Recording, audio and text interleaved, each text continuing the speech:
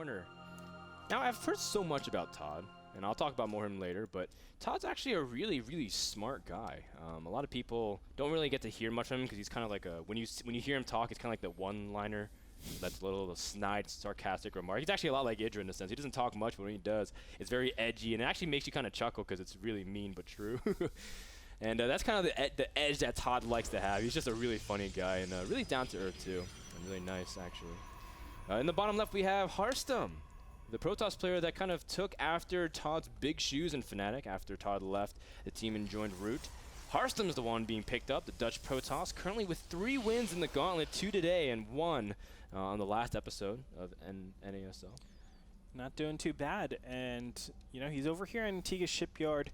Now, let me tell you, PvP, even though it's the better player that normally wins, it is definitely a matchup full of mind games. You can do so many things to your opponents.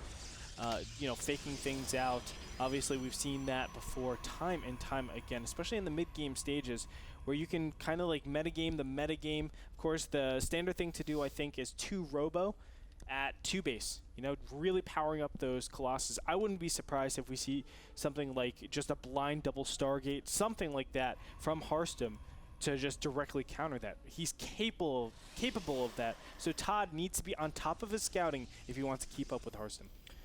Yeah, it's actually really, really hard because PvP is now getting to that stage where, actually like a year ago, TVT was in, where just because even us, the casters that see something, doesn't directly mean anything. Yeah. In fact, what if Protoss goes double gas before Cybernetics Core, like what Harstem is doing? That doesn't necessarily mean, you know, really fast DTs or anything. It doesn't necessarily mean anything, actually. It's all the mind games at this point, and it's really becoming hard for Protoss players to read it. And that being said, that's why Todd is choosing not to scout. I mean, as you can see, nothing on the map, complete blackness.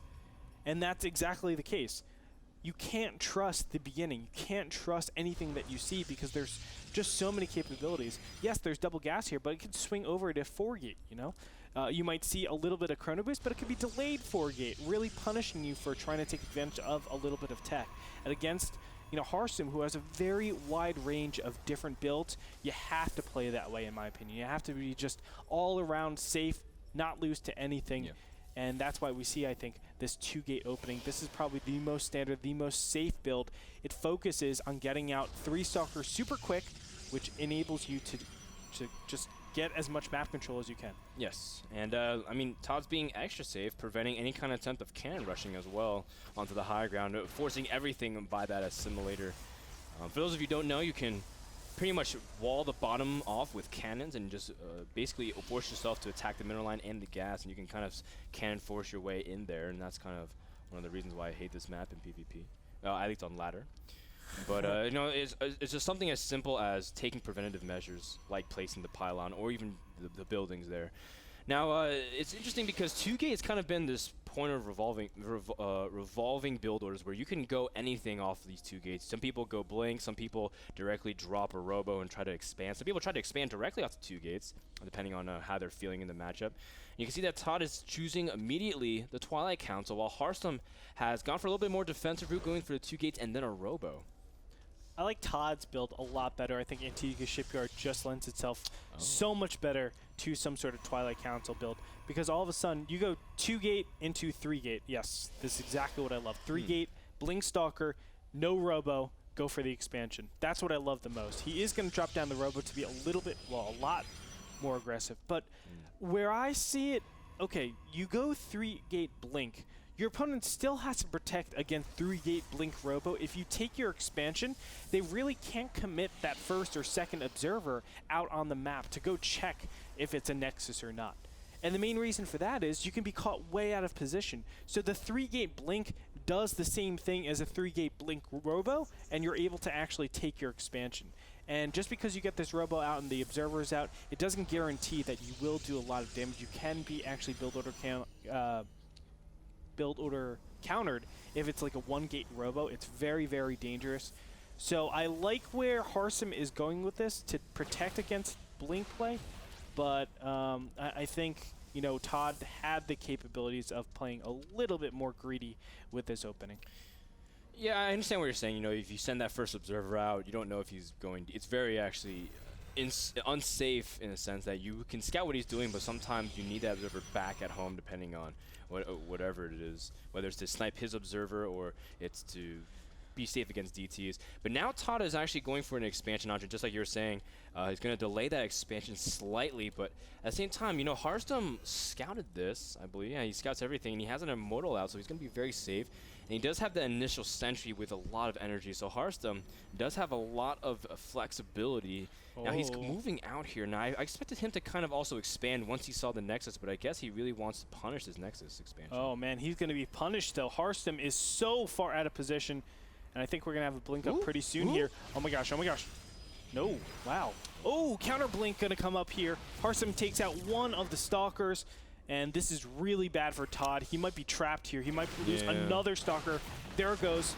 Second Stalker goes down. Third Stalker goes down. That stings, man. Three Stalkers is so huge. It's almost 400 minerals. It's a huge amount of gas. You can see that Todd has to warp in Zealots at this point now. Of course, he's been trying to protect this expansion as long as he can, but he still has the option to cancel, but he lets it go up, meaning that he's very confident in his ability to hold it off. He just needs an Immortal as well. But now Harstem is pretty much free to take out this expansion, and Todd, I'm not sure if he has the ability to really defend it. His Immortal is not even out onto the field yet, and Todd might try to see if he can get a good position based off the army here.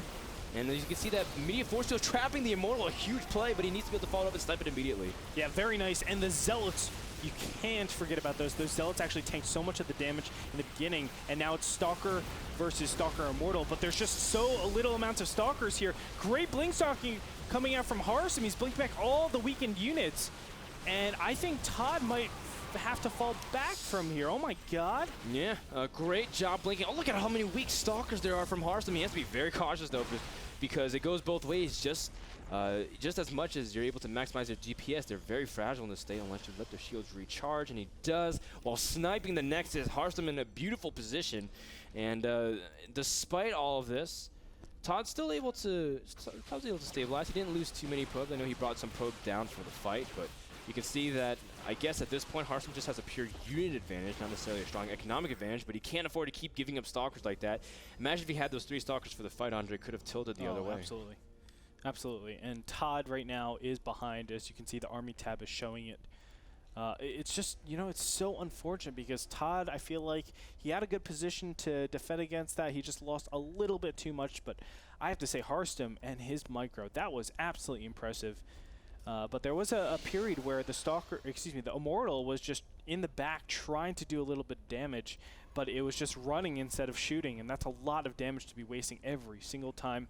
A Robotics Bay is going to be dropped by Harstem, and he's dropping the Nexus as well. I think he's in a position where all he has to do is macro.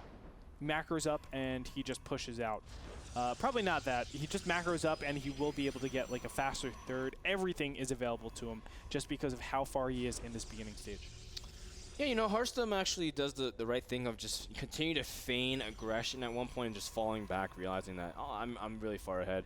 Todd at the same time just going to drop his Nexus, realizing that the main aggression has been subsided for now, but he is very far behind in tech. Now, again, I'm wondering if Harstem's going to eventually capitalize and go for 2 Robos off 2 base, which is really common to pump out that 6-7 Colossus really quickly and be able to go for a giant push.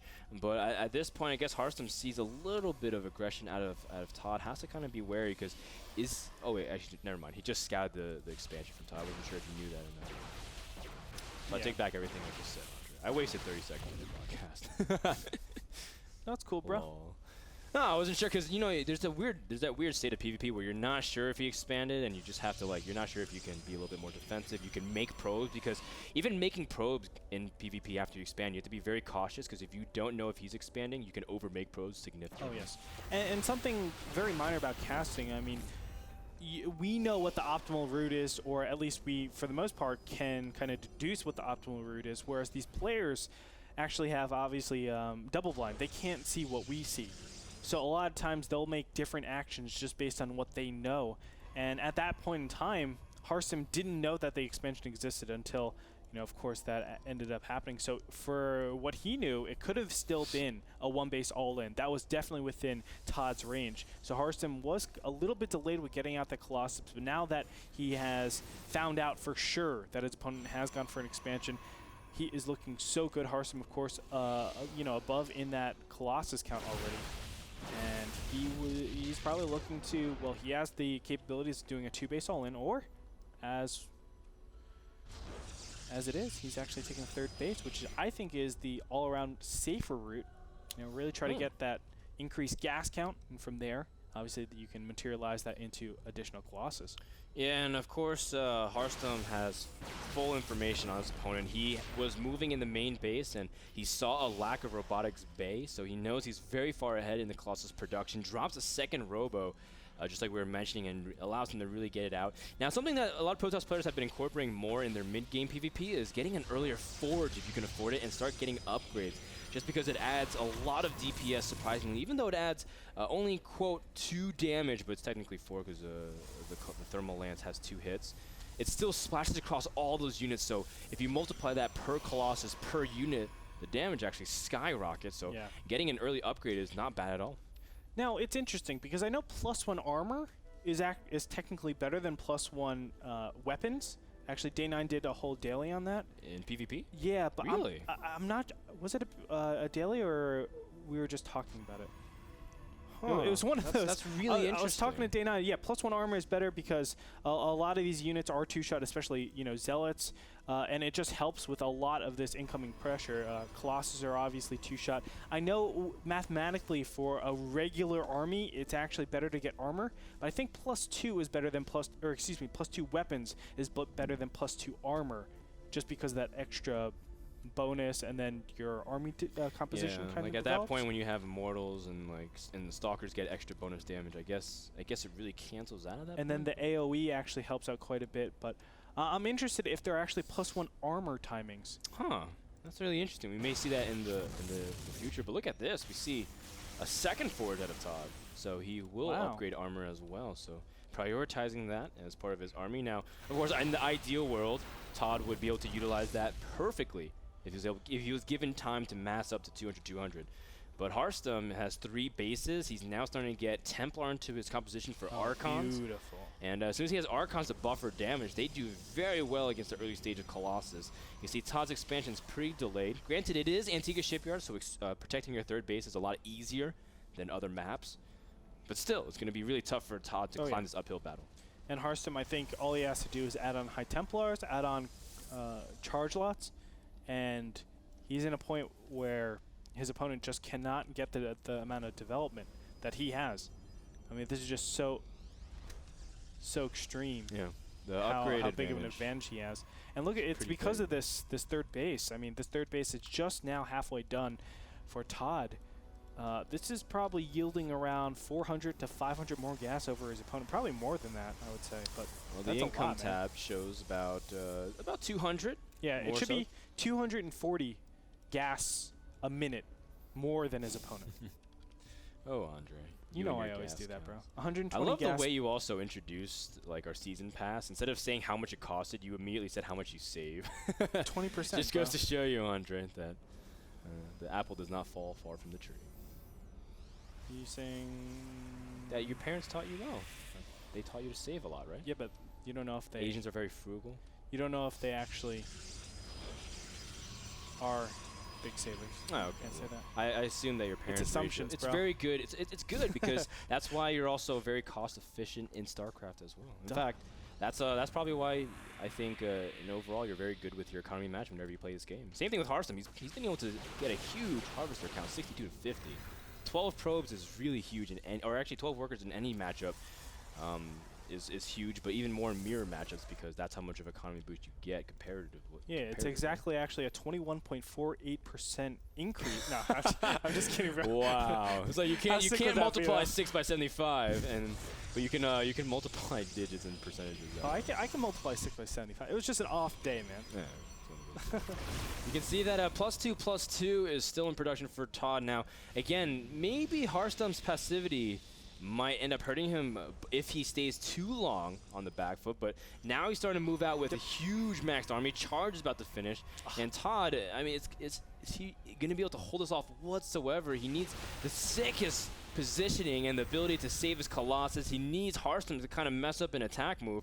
And Todd, I think he sees into his army and says, wow, that's a huge, massive army. 137 supply to 106. Look, he listened to me. This is exactly what I said. Get charge slots and just push, and you'll win. Wow. Oh, look at this. He's going to also blink up to try to force position and segregate already the small units that Todd has comparatively. And he's going to try to see if he can get a strong anchor between the natural and the third base as well, Andre. Yeah. But has to be careful because his Stalkers, or his Colossus rather, are in a circular position compared to a Conqueror.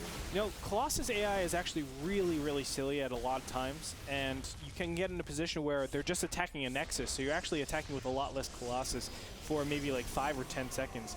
I think that's what Harstem is really scared of in this position. You can see, there it is, attacking the Assimilator. I mean, this is what happens a ton of times. It definitely happened right here. Here's the big engagement. Nice blink forward. Is it going to be enough, though? Todd also has a weapon of Zealous trying to see if he can flank, but he doesn't necessarily have them attacking just yet. The Colossus count is just so big for Harstem, and Little does not look like he can hold any longer. And the Zealous, they're so weak, but they're doing a great job forcing back the Colossus, and Todd's supply is very, very low compared to his opponent, basically about half. GG gets called out, and Fnatic Harstem 3 in a row. Give him a turkey for dinner, because that is a killing spree for Harstem, today. He's doing really, really well. $225 just today. And, of course, he qualified for the fan voting. But that last game, definitely the early game stage. It's attacking with that Blink Stalker plus Immortal time. That was really weird. He went 2-gate Robo, Twilight Council, additional gateways. And he added Immortal while getting Blink at that time. So it looked like he was being more defensive initially. And then saw an opening with his Observer, says, okay, well, I'm going to attack. And really micro very well with the Stalkers and able to optimize his DPS. You know, I think technically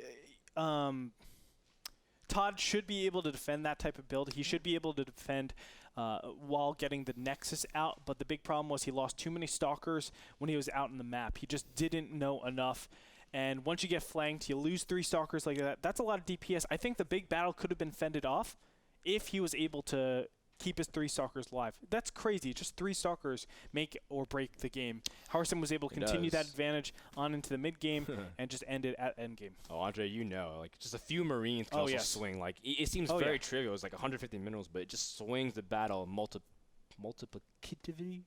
It multiplies the impact exponentially. Exponentially. We'll be back after a quick commercial break. We'll see if Slivko will be able to stop Harstem in his tracks. Another PVZ when we return. Don't go anywhere. This is the NASL EU Gauntlet.